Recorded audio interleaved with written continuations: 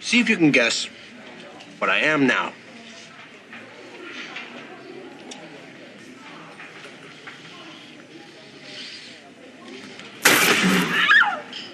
I'm a zit. Get it?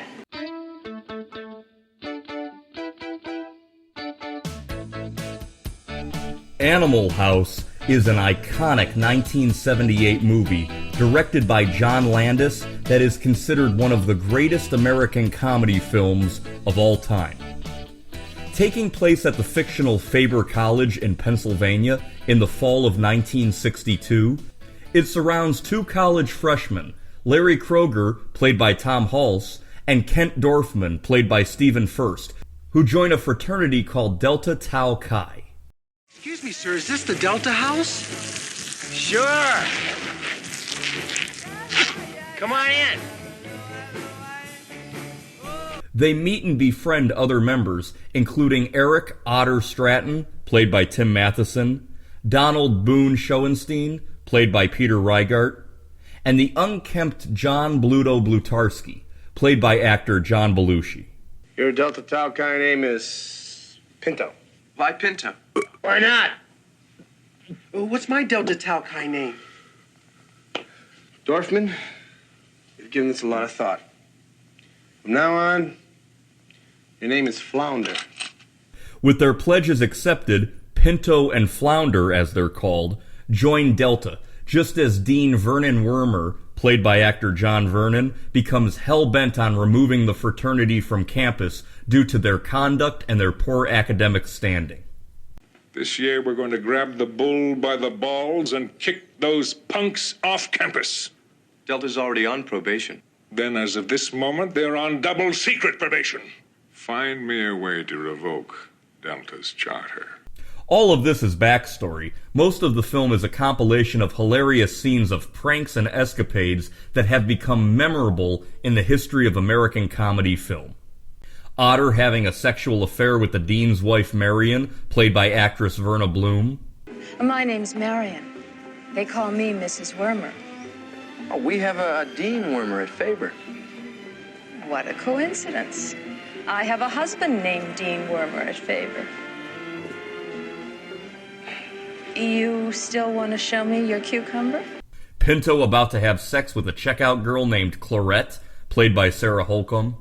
He soon discovers she's only 13 years old, and after she passes out, he leaves her outside her house in a shopping cart, eventually discovering she's the daughter of the mayor of the city. Otter, Boone, Pinto, and Flounder take a road trip out to a country bar, only to find out that they don't fit in with the clientele at all.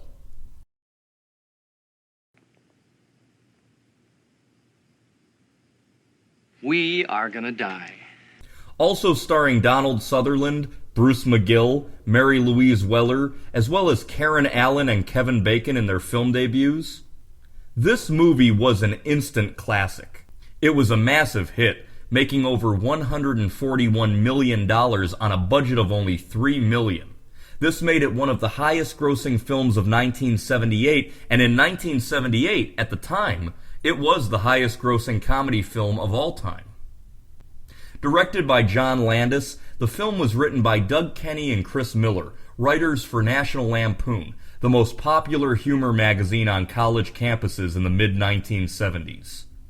Film producer Ivan Reitman called the magazine's publisher, Matty Simmons, and was interested in making movies under the National Lampoon banner. Eventually, the Lampoon writers met with SCTV writer and star Harold Ramis, and the three wrote the script together. You fucked up! You trusted us! Hey, make the best of it.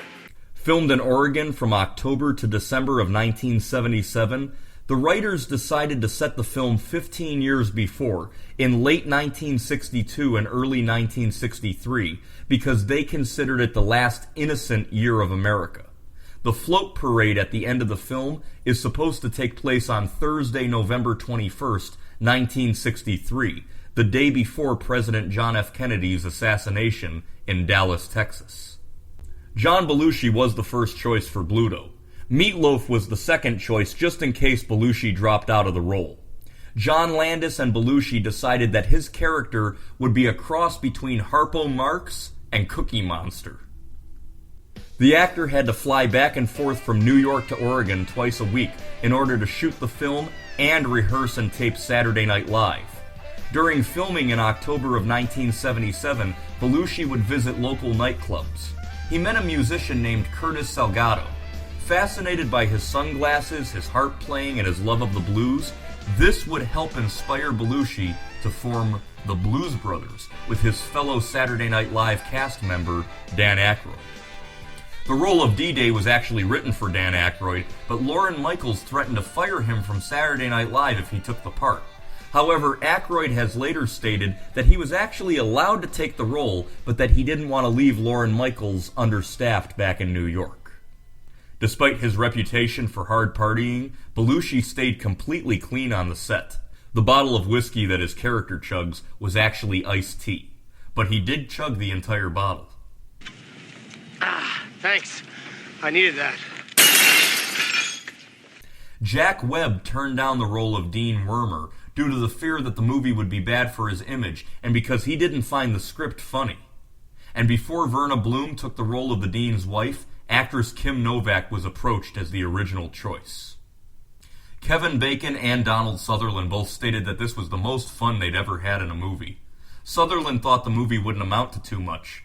He was offered a percentage of the gross or a flat fee of $25,000. Sutherland took the $25,000.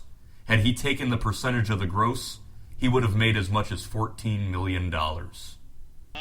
Stephen Bishop, who plays the sensitive guitar player who has his guitar smashed by John Belushi,